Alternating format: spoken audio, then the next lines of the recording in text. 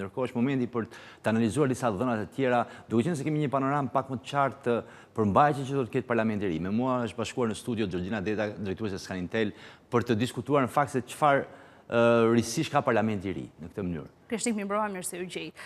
Scanintel që në daljen e listave analizoi ndarjen sipas gjinive të kandidatit dhe moshës. Dhe gjithashtu bëri një shpërndarje të profesioneve, të paktën nga ato të cilët listat kishin emra dhe ishin deklaruar pra profesioni, mosha edhe gjinia në një farë sensi. Megjithatë, tani më që kemi dhe shumë pakuti për t'u hapur, mund të bëjmë një panoramë të qartë se si do të jetë përbërja e parlamentit të ri, le të themi kështu, sa i përket moshës së përgjithshme, qofse marrim të 12 qarqet, nuk është se ka ndonjë ndryshim krahasuar, ndryshim të madh, le të themi, sa i përket krahasimit me vitin 2021, megjithatë një farë diferencë e ka. Pra, duket sikur Parlamenti i ri do të jetë më i plakur se sa i vitit 2021. Janë rinovuar deputetët, po jo mosha mesatarëve. Kjo sepse vazhdojnë të mbeten të njëjtat figura dhe kanë një peshë të konsiderueshme këto figura dhe kanë kaluar 4 vite. Kështu që mosha e tyre është rritur, prandaj jo vetëm mosha e tyre, por problemi i moshës është një problem që shoqëron Shqipërinë pra vit pas viti. Dhe unë doja të ndalesha edhe në treguesit demografik që dolën së fundmi nga Instati dhe tregonte pra një rënje të mëtejshme të numrit të lindjeve. Megjithatë, nëse nisim me grafikun e parë, i cili është qarku më i madh i Shqipërisë, pra qarku i Tiranës, aty ku është bërë dhe lufta më ashpër, ndarja më e madhe, pra ato partitë të cilët rrezikuan dhe ato të cilët nuk rrezikuan, por le ta nisim me këto 3 informacione të thjeshta për të parë një dimension ndryshe pra përbërjen e Parlamentit të ri dhe le ta nisim me deputetët, pra kandidatët të cilët kanë dalë të fituar deri më tani. Pra janë analizuar ato emra të cilët kanë dalë të fituar deri më tani. Sigurisht Scanintel më vonë, pra me daljen e emrave zyrtar, do të bëjë analiza më të thelluara sa i përket secilës karakteristikë. Mosha mesatare atyre kandidatëve të cilët kanë dalë fituar pra sa i përket qarkut të Tiranës, pra nga ato 37 mandate, është 47.4 vite. Nga ana tjetër, gjinia nëse shohim përbërjen, meshkujt zën 57% në këtë qark dhe femra 43%. Dhe profesioni gjithmonë sipas listave pra të shprehura të depozituar në KQZ kanë kryesisht poste politike. Pra janë politikan, shumica atyre që kanë fituar kandidaturën pra në këtë qark. Kryesisht janë ministra, deputet, arsimtar dhe ka një përqindje të vogël të mjekëve. Le të kalojmë te grafiku i radhës për të parë se si do të jenë karakteristikat kryesore. Pra dhe është qarku i Durrësit. Mosha e qarkut të Durrësit është pak më e lartë se sa Tirana, me mesatarisht 50.3 vjeç dhe nëse shohim gjinin ka një peshë meshkujt pra në këtë qark, ato të cilët kanë fituar pra shumicën e votave për të qenë pjesë e Parlamentit të ri, zën pra një peshë për 71% dhe femrat 29%. Për pak kanë arrit dhe kuotën e barazisë gjinore diferencë me një. Do shohim në qarqet më tej ka qarqe që në fakt kanë arritur kuotën e barazisë gjinore. Dhe janë ato qarqet që kanë edhe numrin më të ulët pra të deputetëve dhe kanë patur një shpërndarje të barabartë, le të themi kështu, gjithmonë sa i përket votave qytetarët kanë derdhur për ta. Profesioni vijojnë pra të mbetemi në një... Deputet që janë qenë përpara janë rikonfirmuar. Janë akoma, deputet, jurist dhe mjek pra në qarkun e Durrësit. Pak a shumë pra këto janë 3 karakteristikat kryesore që shoqërojnë këtë qark sa i përket kandidaturave që do të jenë të nesërmen pra në Parlamentin e ri. Do të kalojmë te qarku i radhës për të parë se si paraqiten këto 3 pra element indikator, le të themi kështu. Mosha mesatare në Elbasan është 43.2 vite dhe dua të theksoj në këtë rast që Elbasani është ndër qarqet që ka edhe moshën më të re të kandidatëve që kanë fituar. Sa i përket shpërndarjes është e njëjta pak a shumë me qarkun e Elbasanit, pra me 71% meshkuj dhe 29% femra dhe profesioni deputet, drejtor, avokat ose mjek. Në grafikun e radhës do të shohim sërish të njëjtë tregues dhe shohim fierin. Pra 45 vite mesatarja e moshës së kandidatëve të cilët kanë fituar në fier. Dhe këtu pak a shumë sa i përket gjinis jemi afër asaj kuotës gjinore, meshkujt përbëjnë 56%, ndërkohë nga ana tjetër femrat përbëjnë 44%. Dhe sa i përket profesionit, pra deputet ministër, këto kandidat kanë poste deputet dhe poste ministrore dhe po ashtu edhe mjek.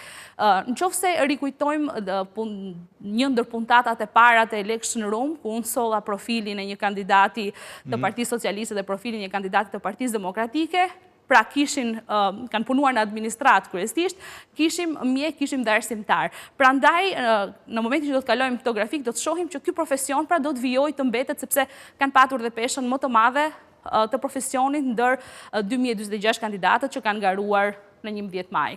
Le të kalojmë te grafiku i radhës për të parë se si paraqiten pra po të njëjtat shifra, dhe është qarku i Shkodrës, ku mosha mesatare e atyre që kanë dalë fituar janë 47.5 vjeç, pra vërtetëmi Kreshnik një moshë mesatare nga 50, nga 45 deri në 50 vjeç, kryesisht në pjesën më të madhe të qarqeve. Meshkujt dominojnë me 78% dhe nga ana tjetër femrat përbëjnë 22%. Profesioni pra deputet ose menaxher kryesisht kanë qenë profesionet që ka patur të fituar pra kandidatët në qarkun e Shkodrës. Le të kalojmë mendim në regjistë te grafiku i radhës për të parë se si janë shpërndarjet. Korça, shohim mosha mesatare është 43.6 vjeç dhe mosha Korça është ndër ato qarqe që ka një moshë relativisht të re krahasuar me qarqet e tjera që ne do të shohim hap pas hapi. Sa i përket gjinisë pra si ndarën, 60% kanë qenë meshkuj dhe 40% kanë qenë femra. Profesioni, deputet, jurist dhe pedagog. Pra është ajo që thash ka patur arsimtar, mjek edhe kryesisht deputet dhe jurist. Nga ana tjetër në qarkun që do të vijë më vonë pra pas Korçës, do të shohim se mosha mesatare, në do lutesh regjis na kaloni në grafikun e radhës, për të parë se cili qark, Lezhë, mosha mesatare 46.2 vite. Pra lëvizin me shumë pak vite diferencë brenda kësaj fashe.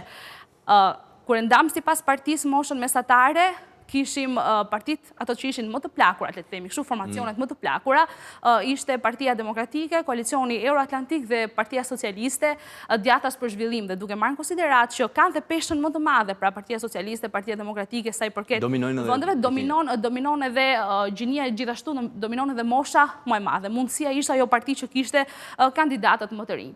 Sa i përket shpërndarjes gjinore në qarkun e Lezhës, meshkujt përbëjnë 71% dhe femrat 29%.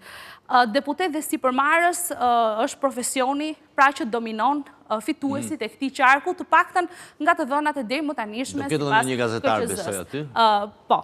Nga ana tjetër, në grafikun e radhës, do të shohim sërish një element dhe kemi Dibrën, 47.6 vite është mosha mesatare e kandidatëve që kanë fituar në këtë qark. Sa i përket gjinis, kemi paka shumë të njëjtë ndarë si në qarkun e mëparshëm, me 60% meshkuj dhe 40% femra. Profesioni kryesisht pra mbajnë në poste deputet apo poste ministrore, pra kryesisht politikan. Dhe në qarqet që kanë edhe numrin më të ullët, shohim që kryesisht janë deputetës politikanë, janë ato të listës së mbyllur, janë ato të listës së mbyllur dhe kanë mbajtur këtë poste dhe më herët. Le të kalojmë te qarku i radhës për të parë se si është treguesi i Gjirokastra. Gjirokastra Kreshnik... Duhet mosha më madhe. Gjirokastra është qarku që ka moshën mesatare më të madhe. Dhe jo vetëm sa i përket kandidatëve të cilët kanë dalë fituar dhe do t'i kemi në një nga ato 140 vendet e parlamentit. Megjithatë, qarku i Gjirokastrës ka patur edhe moshën më të lartë nëse i marrim kandidatët në total sipas të cilës partit të pozicionuar për këtë qark. Dhe ndërkohë nga ana tjetër është e pritshme sepse Gjirokastra është ndër qarqet më të plakura të Shqipërisë dhe censi që Gjirokastra dhe Shkodra janë ato të cilët kanë pasur dhe rënien më të madhe të popullsisë. Sa i përket ndarjes gjinore, kemi 50 me 50, pra 50% janë meshkuj dhe 50% janë femra, është një ndarje drejt kjo dhe profesioni politikan dhe ekonomist kryesisht dominojnë pra fituesit në këtë qark. Më tej unë e theksova medaljen e shifrave zyrtare, pra emrat zyrtar nga institucionet, nga instancat përkatëse, ne do të analizojmë në faqen e Scanintel se cilin CV të këtyre 120 deputetëve do të analizojmë në mënyrë të detajuar të asjellim për publikun. Megjithatë, çfarë vije të re kështu nga gjithë kandidaturat, kryesisht është shumë e vështirë të gjesh CV dhe këtë gjë nuk e kam hasur, këtë problem nuk e kam hasur vetëm në këto zgjedhje, pra por edhe më herët e kam hasur si problem. Pra CV-t e kandidatëve janë disi të cunguara, nuk është e lehtë t'i gjesh. Është një element, po themi që nuk japin rëndësinë e duhur. Është një element që nuk japin rëndësinë e duhur, që duhet të ishte pra e afishuar diku në mënyrë që të kemi transparenci që e përmendet, por edhe të njihet personi i cili do të përfaqësoj këto qytetarë të nesërmen. Do të kalojmë te grafiku i radhës për të parë se si Vlora, shohim mosha mesatare Vlorës është 48.1 vite, kemi një dominim të meshkujve me 75%, ndërkohë femra 25%, profesioni, deputet, pedagog dhe gazetar. Nuk e di nëse na ka ngelur më qark pra për të analizuar, besoj duhet kemi Dibrën, mendim në regjisë do të kalojmë te grafiku i radhës për të parë se si pra janë të shpërndara.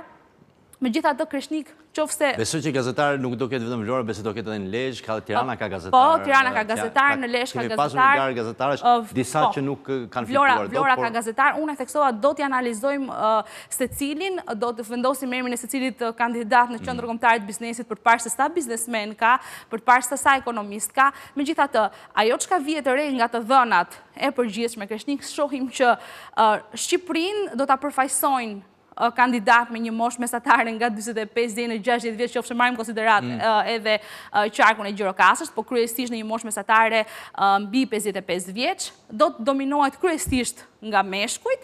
Qarku i Tiranës është ai që ka patur më shumë femra kandidate, vlen për ta përmendur, do të drejtohet kryesisht nga meshkujt dhe do të kenë një profesion të tillë. Kryesisht do të kenë mbajtur një post ministror, deputet apo do të jenë pedagogë edhe mjek. Pra pak a shumë këto tregojnë. Do të jetë panorama e parlamentit të ri që ne do të kemi. Do të jetë panorama e parlamentit të ri, megjithatë hap pas hapi ne do të sillim të dhëna mjaft interesante, ashtu që të trajtojmë gjithmonë për të parë se çfarë karakteristikash kanë ato të cilët do të na udhëheqin, gjithmonë nisur nga emrat që kanë dalë. Georgjina, të falenderoj për gjitha informacionet që ke ndarë me ne, studime shumë interesante që besoj janë një të dhëna të cilat mund të shërbejnë për shumë dhe shumë gjëra tjera. Edhe të dhëna që tregojnë në fakt karakterin e politikbërjes dhe politikanëve në Shqipëri. Kreshnik, faleminderit ju. Faleminderit.